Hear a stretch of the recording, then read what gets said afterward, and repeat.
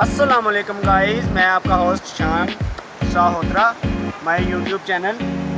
तो मैं आज जिस जगह पे मौजूद हूँ ये बालाकोट में, इस जगह का नाम है असा। ठीक है, यहाँ पे जिप लाइन भी है। जब भी बालाकोट का विज़िट करें सबसे पहले यहाँ पे स्टे करें।